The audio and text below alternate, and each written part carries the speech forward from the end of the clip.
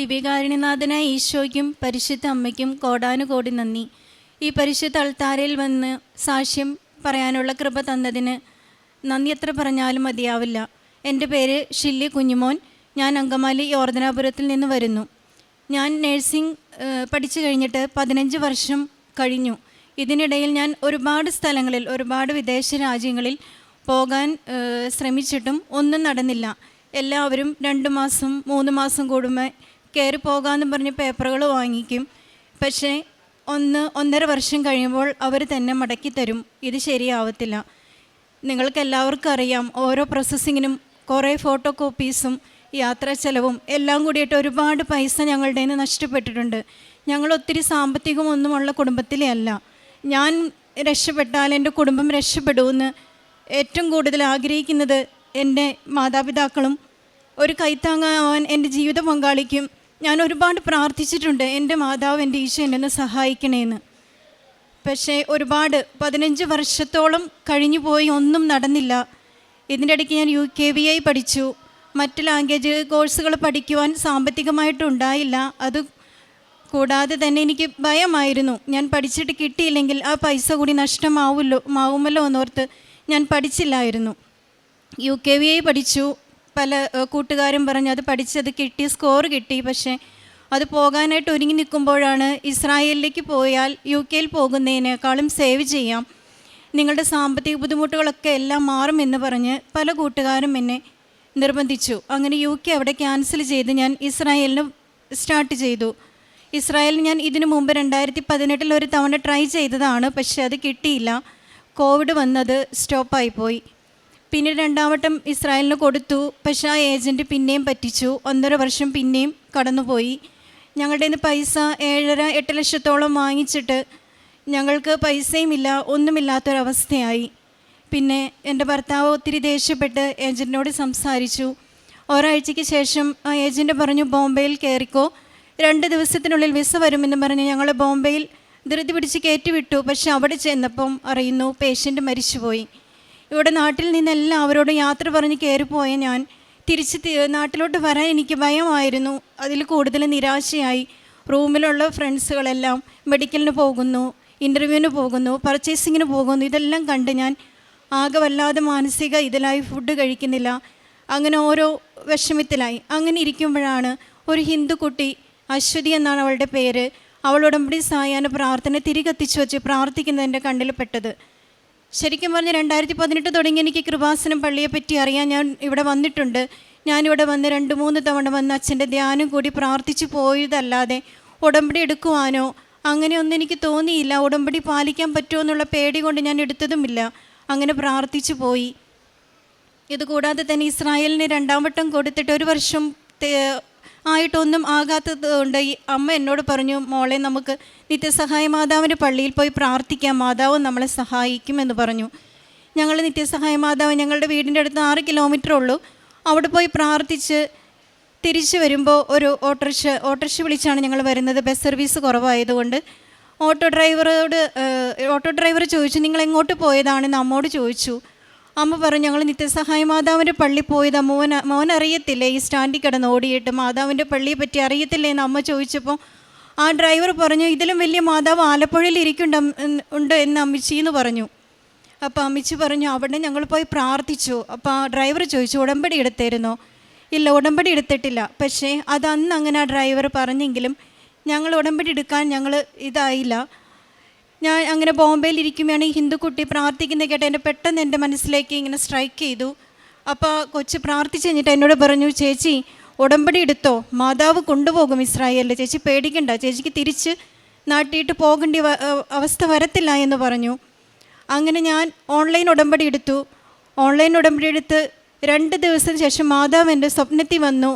നമ്മുടെ ഈ ഗ്രേ കളറിലിരിക്കുന്ന മാതാവിൻ്റെ രൂപമാണ് ഞാൻ കണ്ടത്. ഞാൻ താമസിക്കുന്ന ഹോസ്റ്റലിൻ്റെ സ്റ്റെപ്പ് കയറി മാതാവ് വരുന്നതായിട്ടാണ് ഞാൻ കണ്ടത്. അന്ന് തന്നെ ഏജൻറ്റ് എന്നെ വിളിച്ചു പറയുമോ, വിസയ്ക്ക് മുമ്പുള്ള പേപ്പർ മൊത്താശ എന്ന് പറയും, ആ പേപ്പർ വന്നിട്ടുണ്ടെന്ന് പറഞ്ഞു. പിന്നീടുള്ള കാര്യങ്ങളെല്ലാം വളരെ സ്പീഡായിരുന്നു. കറക്റ്റ് 30ാമത്തെ ദിവസം എനിക്ക് വിസ വന്നു. ഈ വിസ എന്ന് പറയുന്ന പേര് ഞാൻ 15 വർഷമായി കേൾക്കുന്നു, വിസ വരും.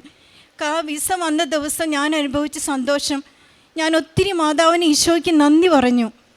എൻ്റെ മാതാവ് അങ്ങനെ 1 മാസത്തിന് ഉള്ളിൽ ഞാൻ ഇസ്രായേലിൽ ചെന്നു. ഇപ്പം നല്ലൊരു വീട്ടിൽ ജോലി ചെയ്യുന്നു. ഞാൻ ഈ ഡിസംബർ 3-ാം തീയതിയാണ് ഇവിടെ വന്നത്. 4-ാം തീയതി ഞാൻ തീർത്ഥാടന ഉടമ്പടി എടുത്തു. എനിക്ക് ജോലി തന്ന മാതാവിനും തിരുക്കുമാരനും കോടാനുകോടി നന്ദി പറഞ്ഞ് പ്രാർത്ഥിക്കുന്നു. എൻ്റെ ഈ അമ്മ ഭർത്താവിൻ്റെ അമ്മയാണ്. ഞങ്ങളെക്കാളും കൂടുതൽ ഉടമ്പടിയിലെ കാര്യങ്ങൾ അമ്മയാണ് ചെയ്യുന്നത്. അമ്മയാണ്, മോളെ നീ അത് ചെയ്തോ, നിങ്ങളത് ചെയ്യാൻ പോ എന്ന് ഞങ്ങൾ നിർബന്ധിച്ചു വിടുന്നത് അമ്മയാണ്. എൻ്റെ ഭർത്താവ് ഉടമ്പടിയിലാണ്. ഞങ്ങൾക്ക് ജീവിതാവസാനം വരെ ഉടമ്പടിയിൽ കഴിയണമെന്നാണ് ഞങ്ങളുടെ ആഗ്രഹം. ഞങ്ങൾ അങ്ങനെ തന്നെ ജീവിക്കുകയും ചെയ്യും. ഈശോയ്ക്കും അമ്മയ്ക്കും 1000 നന്ദി. ഞാൻ പ്രേക്ഷിത പ്രവർത്തനങ്ങളായിട്ട് ചെയ്തത്, ഞാൻ നോക്കുന്ന അമ്മ ക്ലബിൽ പോകുന്നുണ്ട് 4 ദിവസം. അവിടെ അമ്മയുടെ കെയർ കൂടാതെ മറ്റുള്ള അമ്മമാർക്കും അപ്പച്ചന്മാർക്കും ഫുഡ് കൊടുക്കുകയും അവരെ ബാത്റൂമിൽ കൊണ്ടുപോവുകയും അവരെ ഓരോ രീതിയിലും ഞാൻ സഹായിക്കാറുണ്ട്. അവിടുത്തെ ഓഫീസിലെ പെർമിഷൻ അനുസരിച്ച് ഞാൻ ചെയ്യാറുണ്ട്. പിന്നെ പലരും സഹായം ചോദിച്ചു വരുമ്പോൾ ഞാൻ കൊടുക്കാറുണ്ട്. എൻ്റെ സാലറിയിൽ നിന്ന് ഒരു തുച്ഛമായ തുക ഞാൻ മാറ്റിവെച്ച് അത് കൊടുക്കാറുണ്ട്. ഇവിടെ തീർത്ഥാടന ഉടമ്പടിക്ക് ശേഷം ഞാൻ അനാഥാലയത്തിൽ സന്ദർശിച്ച് അവിടെ സാമ്പത്തിക സഹായം കൊടുത്തിരുന്നു. അതുപോലെ എല്ലാ ആഴ്ചയും അച്ഛൻ്റെ ധ്യാനം കേട്ട് ഷെയർ ചെയ്യും, സ്റ്റാറ്റസായിട്ട് ഇടുകയും ചെയ്യാറുണ്ട്. സാക്ഷ്യങ്ങളും അതുപോലെ തന്നെ ഞാൻ ഷെയർ ചെയ്യാറുണ്ട്. ഈശോയ്ക്കും അമ്മയ്ക്കും 1000 നന്ദി. യെശയ്യാ 44:8 ഭയപ്പെടേണ്ട, ധൈര്യം അവലംബിക്കുക. ഞാൻ പണ്ടേ പറയുകയും പ്രഖ്യാപിക്കുകയും ചെയ്തിട്ടില്ലേ, നിങ്ങൾ എൻ്റെ സാക്ഷികളാണ്. ഷില്ലി കുഞ്ഞുമോൻ എന്ന ഈ സഹോദരി അമ്മയോടൊപ്പം ചേർന്ന് പരിശുദ്ധ അമ്മ വഴി ലഭിച്ച വലിയൊരു അനുഗ്രഹത്തെ സാക്ഷ്യപ്പെടുത്തുകയാണ്. മകൾ പറയുന്നുണ്ട്, 15 വർഷമായി വിദേശത്ത് പോകുവാൻ വേണ്ടി പരിശ്രമിക്കുന്നു. പല തവണ പല ഏജൻസികൾക്ക് പണം കൊടുത്ത് ഒത്തിരി പണം നഷ്ടപ്പെട്ടു. അത് വലിയ നൈരാശ്യത്തിലേക്കും വിഷാദത്തിലേക്കുമൊക്കെ മകളെ നയിച്ചിട്ടുമുണ്ട്. 2018 മുതൽ കൃപാസനത്തെ പറ്റി കേൾക്കുന്നുണ്ട്. എന്നാൽ ഉടമ്പടി എടുക്കുവാൻ ധൈര്യമില്ലാതെ ഇത് ഭയങ്കര ഭാരപ്പെട്ടൊരു കാര്യമായി കാണുന്നത് കൊണ്ട് അതിൽ നിന്ന് ഒഴിഞ്ഞു മാറി മകൾ നടന്നതിനെക്കുറിച്ചും സൂചിപ്പിക്കുന്നുണ്ട്. എന്നാൽ പരിശുദ്ധ കൃപാസന മാതാവിൻ്റെ ഒരു പ്രത്യേകത, നമ്മൾ എത്രയൊക്കെ അമ്മയെ ഒഴിവാക്കിക്കൊണ്ട് ജീവിക്കുവാൻ പരിശ്രമിച്ചാലും അമ്മ മാതാവ് നമ്മളെ കൂട്ടിക്കൊണ്ടുവന്ന് അനുഗ്രഹിച്ചു വിടും. അതൊത്തിരി മക്കൾ ഈ അൾത്താരയിൽ പറയുന്നൊരു സാക്ഷ്യത്തിൻ്റെ ടോണാണ്. പലരും ഒന്ന് എത്തി നോക്കിയിട്ട് പോകും, അല്പനേരം ഇരുന്ന് പ്രാർത്ഥിച്ചിട്ട് പോകും, ഇവിടെ എന്താ നടക്കുന്നത് എന്ന് പരിശോധിച്ചിട്ട് പോകും, ഇവിടെ കേൾക്കുന്നതും നടക്കുന്നതിനെയും വിമർശിച്ചിട്ട് പോകും. അങ്ങനെ ഓരോരുത്തരും വന്ന് അവരുടെ മനോവിചാരം അനുസരിച്ച് ഈ ആലയത്തിൽ വന്ന് ഏതോ ഒരു പരീക്ഷണ ഇടം പോലെ വന്ന് കണ്ടു കേട്ടിട്ട് പോകും. പക്ഷേ അമ്മ മാതാവിൻ്റെ കണ്ണുകളിൽ നിങ്ങളെത്തിയിട്ടുണ്ടോ? നിശ്ചയമാണ് നിങ്ങളെ തിരികെ അമ്മ കൂട്ടിക്കൊണ്ടുവരും. അത് വെറുതെ വിടുവാനല്ല, അനുഗ്രഹിക്കുവാനാണ്. അത് ഏതെങ്കിലും ഒരു ജീവിതത്തിൻ്റെ പ്രതിസന്ധി നിമിഷത്തിൽ, ഒരു പ്രത്യേക അവസരത്തിൽ നമുക്ക് മറ്റൊരിടത്തെക്കുറിച്ചും ആലോചന വരത്തില്ല. ആകെ വരുന്നത് കൃപാസനം വരെ പോകണം, അമ്മയെ കാണണം, ഉടമ്പടി എടുക്കണം, ഇനി മുതൽ ഉടമ്പടിയിൽ ജീവിക്കണമെന്ന് കൃത്യമായി ഇങ്ങനെ കുത്തി ഉള്ളിലിരുന്ന് പറഞ്ഞുകൊണ്ടിരിക്കും. ആ പറച്ചിലുകളാണ് നമ്മളിലേറെ പേരെയും ഇവിടെ കൊണ്ടുവരുന്നത് പോലും. അത് അനുഗ്രഹിക്കുവാൻ വേണ്ടി അമ്മ മാതാവ് ഇങ്ങനെ ചേർത്ത് പിടിച്ച് കൂട്ടിക്കൊണ്ടുവരുന്നതാണ്. നമ്മൾ പറയുന്നുണ്ട്, നാട്ടിൽ ഒത്തിരി തവണ കേട്ടു.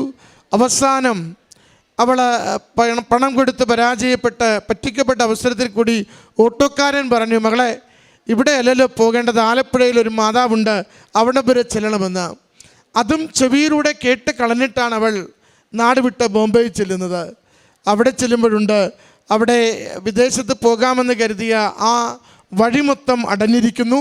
അവിടെ പേഷ്യൻ്റ് മരിച്ചു, ഇനി ചെല്ലേണ്ട കാര്യമില്ല. നാട്ടിലേക്ക് വരാൻ പറ്റാത്തത്ര പ്രയാസങ്ങളുണ്ട്. എല്ലാവരോടും വിട പറഞ്ഞ് ഇനി വിദേശത്തുനിന്ന് വരാം, അപ്പം കാണാമെന്ന് പറഞ്ഞ് പോയതാണ്. കുറേ പണച്ചിലവുണ്ട്, കുറേ പണം കൊടുത്തിട്ടുണ്ട്. അങ്ങനെ മുഴുവൻ ഡാർക്കായി നിൽക്കുമ്പോഴാണ് അവളുടെ തൊട്ടടുത്ത കട്ടിലിൽ ഇതാ ഒരാൾ അവിടെ പച്ചത്തിരി കത്തിച്ച് സായാഹ്ന പ്രാർത്ഥന ചൊല്ലുന്നു.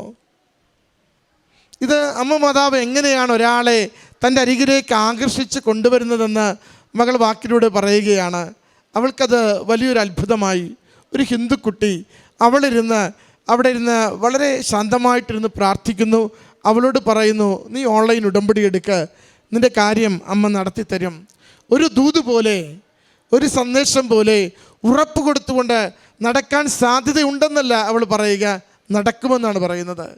അങ്ങനെയാണ് ഓൺലൈൻ ഉടമ്പടി എടുത്ത് 3-ാമത്തെ ദിവസം കാര്യങ്ങൾ ശരിയായി അവൾ വേഗം വിദേശത്ത് പോയി ജോലി കഴിഞ്ഞ് ഇപ്പോൾ അവധിക്ക് നാട്ടിലെത്തിയിരിക്കുന്നത്. ഇപ്പോഴാണ് വന്നിട്ടാണ് ഡിസംബർ 4-ാം തീയതി അവൾ തീർത്ഥാടക ഉടമ്പടി എടുത്തതെന്നും പറയുന്നു. പ്രിയമുള്ളവരെ, ഈ അമ്മ മാതാവിൻ്റെ കരം പിടിക്കുമ്പോൾ അല്ലെങ്കിൽ അമ്മ മാതാവിൻ്റെ കൺവട്ടത്തൊന്ന് വന്നാൽ നിങ്ങളെ അമ്മ പിന്നെ തിരികെ വെറുതെ വിടില്ല. എപ്പോഴും മനസ്സിലിങ്ങനെ കൊത്തിവലിച്ചുകൊണ്ടിരിക്കും, മകനെ അത് വിട്, ഇത് കള, ഇങ്ങനെ ഒന്ന് ജീവിക്ക്, അടുത്തു വാ, അനുഗ്രഹമുണ്ടെന്ന്. നമ്മളെ ഒന്ന് പരിശോധിക്കുമ്പോൾ പല കാര്യങ്ങളെയും തിരിച്ചറിയാൻ പറ്റും. എവിടെയൊക്കെയാണോ നീ നിന്നെ തന്നെ വെട്ടിയൊരുക്കിക്കൊണ്ട് അമ്മ മാതാവിൻ്റെ അരികിലേക്ക് ഒരു എളിമപ്പെട്ട ഹൃദയത്തോടു കൂടി ജീവിതത്തെ കൊടുക്കുവാൻ പറ്റുക, ആ നിമിഷം മുതൽ തിരുക്കുമാരിലൂടെ എത്ര പഴയതും എത്ര നാൾ പ്രാർത്ഥിച്ച് ലഭിക്കാത്തതും ദിവസങ്ങൾക്കുള്ളിൽ അമ്മ മാതാവ് നമ്മുടെ കരങ്ങളിലേക്ക് വെച്ച് അനുഗ്രഹിക്കും. ഓരോരുത്തരും വന്ന് അതിൻ്റെ തുടർച്ചയായ സാക്ഷ്യങ്ങളല്ലേ ഈ അൾത്താരയിൽ പറഞ്ഞുകൊണ്ടിരിക്കുന്നത്. ഈ മകൾക്ക് ലഭിച്ച ഈ വലിയ അനുഗ്രഹത്തിന് നമുക്ക് നന്ദി പറയാം, ദൈവനാമത്തെ മഹത്വപ്പെടുത്താം, കരങ്ങളടിച്ച് ഈ സാക്ഷ്യം സമർപ്പിക്കാം. അത്യപൂർവ ദൈവാനുഭവങ്ങൾ ഇനി നിങ്ങൾക്കും സ്വന്തം.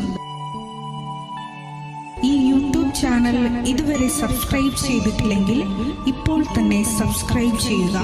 ഈ വീഡിയോ ഇപ്പോൾ തന്നെ നിങ്ങളുടെ സുഹൃത്തുക്കൾക്ക് ഷെയർ ചെയ്തുകൊണ്ട് കർത്താവിൻ്റെ പ്രേക്ഷിതരാകുക.